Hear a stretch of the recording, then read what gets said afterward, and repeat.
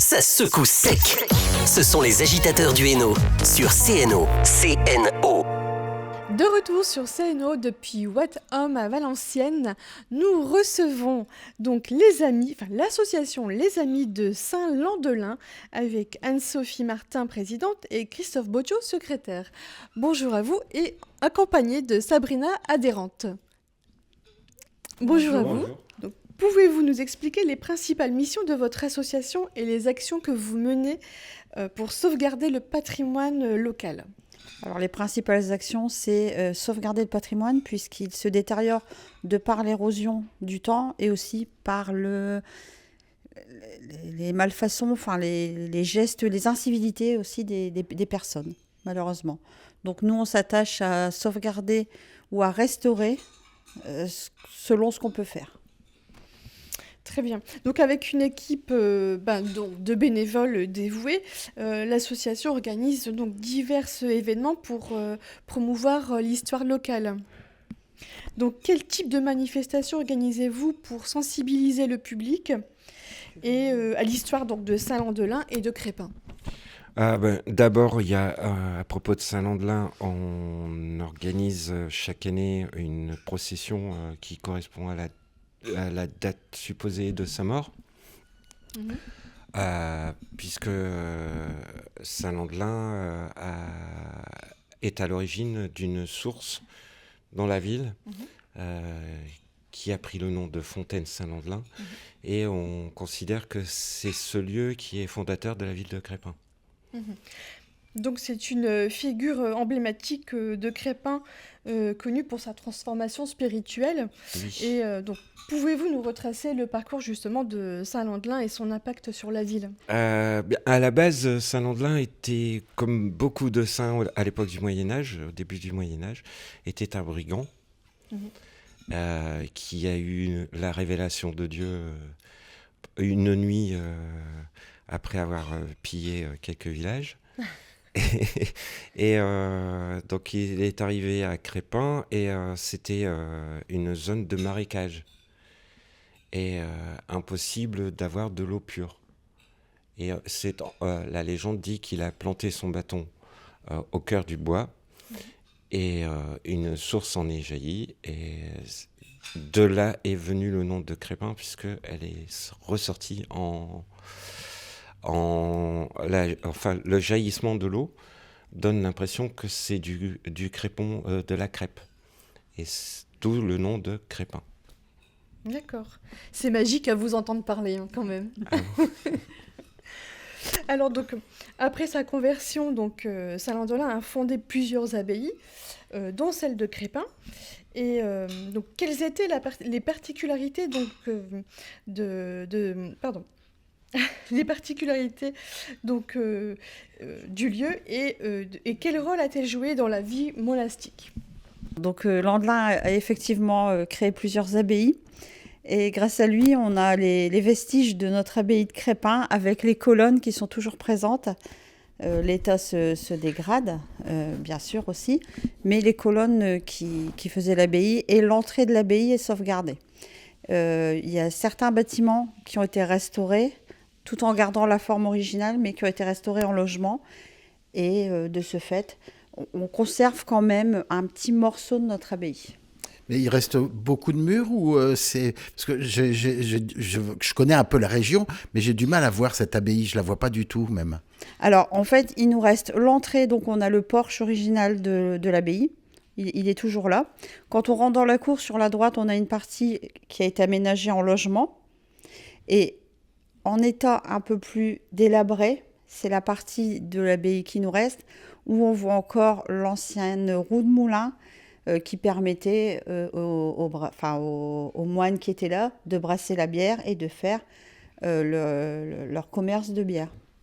Donc c'est une ancienne brasserie aussi alors ? Oui, effectivement, les moines brassaient la bière, avec l'eau de la fontaine Saint-Landelin. Donc c'était magique alors, c'était de la bonne bière. Il paraît qu'elle était excellente à l'époque, ça doit être lié à l'eau, puisque c'était la bière de Saint-Landelin. Il n'y a personne qui a eu l'idée de reprendre ça ? Si, on a un brasseur justement local qui a repris une activité de brasserie, mais ce n'est pas brassé avec l'eau de la fontaine. mais un brasseur artisan et refait commerce de bière à Crespin.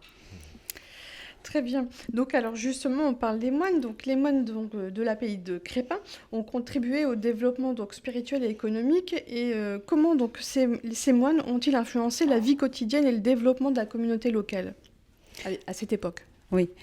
Justement, avec la fabrication de la bière, donc ça faisait du commerce. Ils ont aussi, ils avaient des bâtiments magnifiques aussi. Donc nous, on a quand même gardé une partie architecturale et patrimoniale qui est quand même importante, excellente même. Même si ça a été rénové, donc on imagine, enfin on voit toujours les bâtiments tels qu'ils étaient à l'origine. Mais bon, il y a une rénovation, il y a eu des bâtiments, mais l'obligation a fait que l'âme, en fait, est restée quand même. Et donc, pour reparler de la fontaine, alors on dit que donc elle est brassée, que la bière est brassée avec la fontaine, qu'il y a aussi un peu comme une légende. Et est-ce que ça a encore son importance historique et culturelle sur la ville? Oui, alors la fontaine est connue et réputée pour soigner les yeux.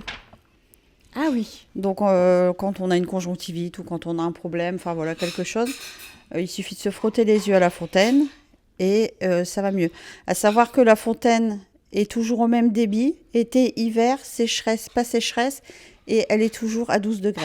D'accord, donc c'est ce que j'allais vous demander. Est-ce qu'elle existe encore? Et oui. Il y a toujours de l'eau, toujours. C'est vraiment... Toujours le même débit. Il peut y avoir une sécheresse comme on a connu il y a 2 ans. Le niveau de la fontaine reste identique. D'accord. C'est la source qui l'alimente continuellement. Ça a fait sous son effet. Oui, et du coup, une petite chapelle a été bâtie juste à côté de cette fontaine. Est-elle potable ? Plus maintenant. Plus maintenant parce qu'elle souffre, elle aussi, des problèmes, des incivilités, puisqu'on sort régulièrement des choses de la fontaine, des caddies. C'est pas. Ah oui, d'accord. Moi, je pensais à autre chose, mais c'est des caddies qu'on sort de la fontaine. Oui, il nous est arrivé de sortir des caddies, ou si on met des barrières parce qu'il va y avoir un événement. Là, on cherche la barrière, et puis en fait, on est dans la fontaine. Voilà, on a, malgré une grille, malgré voilà, les choses, l'incivilité est comme partout dans toutes les communes. Voilà. C'est important de voilà. C'est pour ça que nous, on se bat, on va dire le terme, pour protéger le patrimoine. Cette abbaye, elle a donc une histoire, mais elle s'est arrêtée quand exactement, son histoire à cette abbaye ? Alors, l'abbaye... Comme vous avez ramené des notes et puis vous avez plein de... j'ai ramené mes petites notes quand même, j'avoue. Est-ce que vous voulez que je vous repose la question dans 5 minutes Non, vous allez y arriver. Oui, ça y est, c'est fait. Alors, l'abbaye a été en activité de 1080 à 1802. Et au total, on a eu 48 abbés qui sont passés à l'abbaye de Crespin. Donc, elle a supporté la Révolution quand même. Oui. Mais en 1802, c'était donc sous Napoléon. Oui. Qu'est-ce qui lui est arrivé pour qu'elle s'arrête ? Alors, il a fallu sauver des choses qui étaient dans l'abbaye. Elles ont été dispersées dans la commune. Par exemple, la chaire qui était présente est maintenant dans l'église. Il y a des tableaux qui étaient là, ont été protégés et mis dans l'église pour qu'on puisse les conserver dans le patrimoine, sinon ça disparaissait.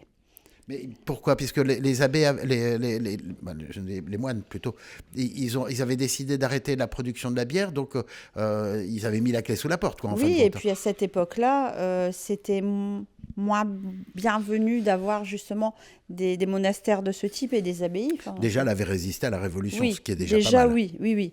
Ça avait été compliqué après la Révolution, mais...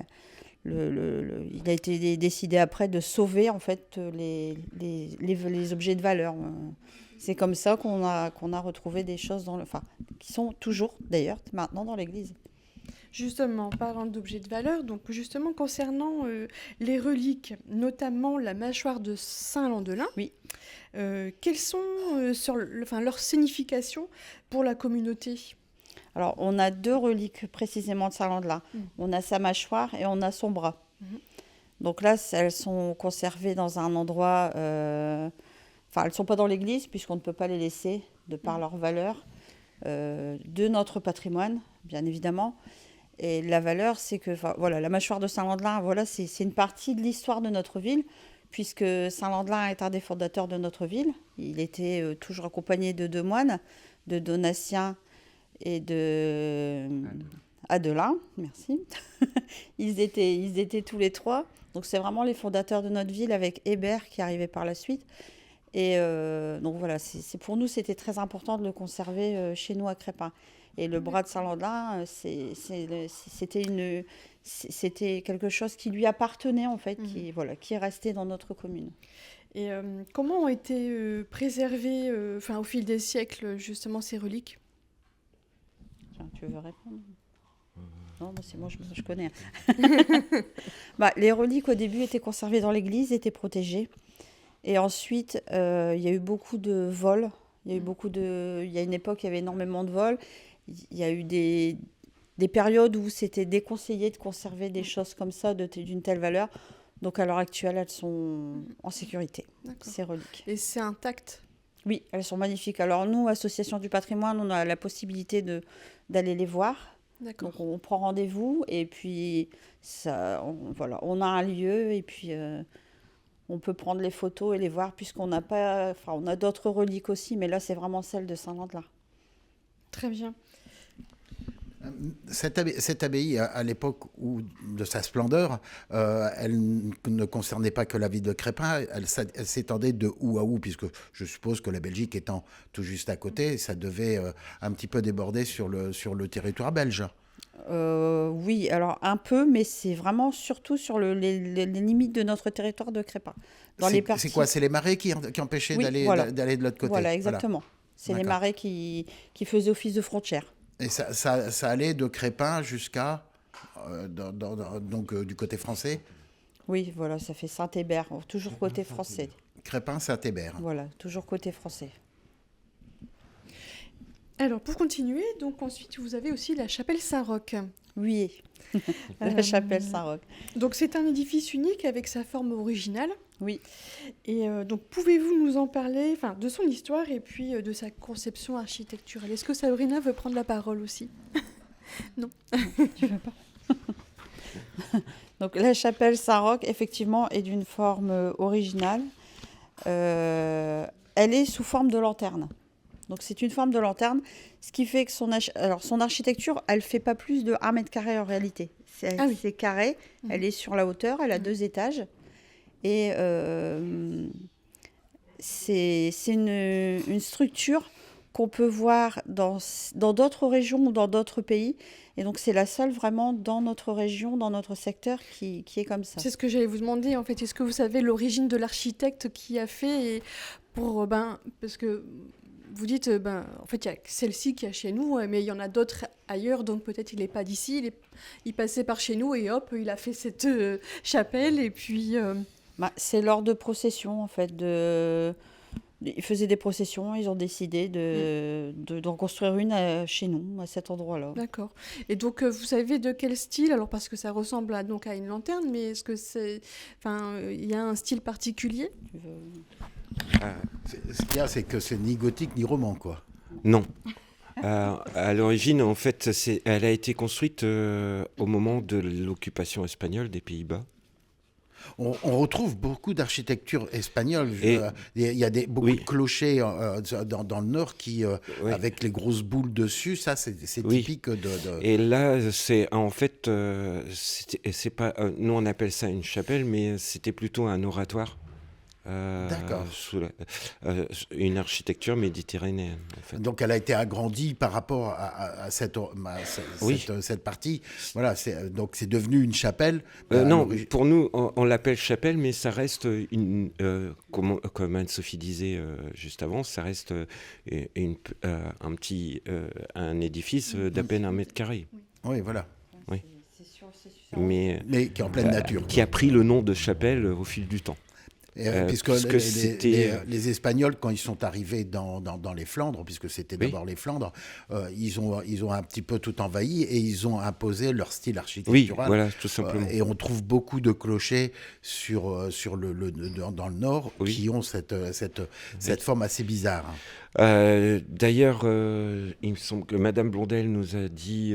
Madame Blondel, c'est un peu notre archiviste, notre historienne, qui nous a expliqué que, à part dans le Valenciennois, on pouvait voir la même forme de chapelle dans la région de Cambrai. Une seule aussi.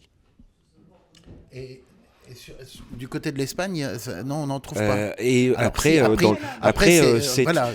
c'est donc vraiment... Cette forme est commune sur le bassin méditerranéen, mais pas dans le nord. D'accord. En vrai. Ouais.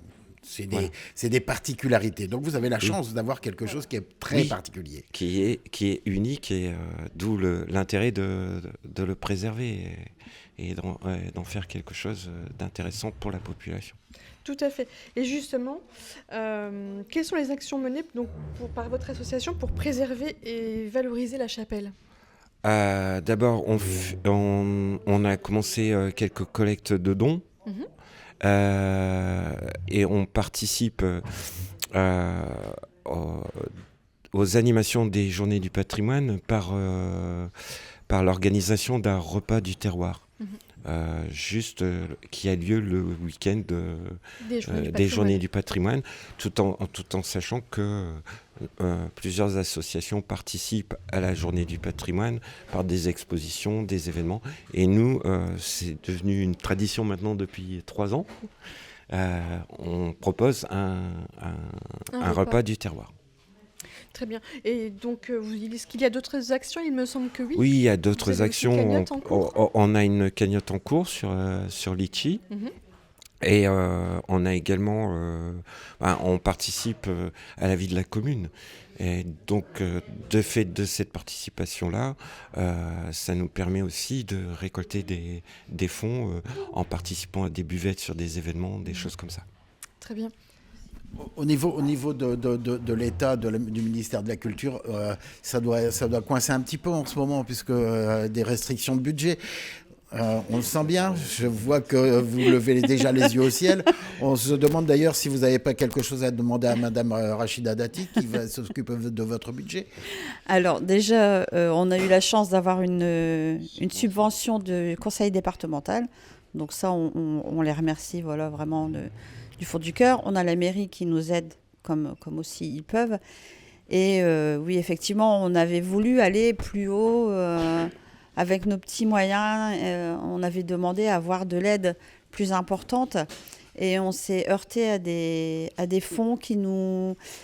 Enfin voilà, on nous demandait en fait de payer pour avoir.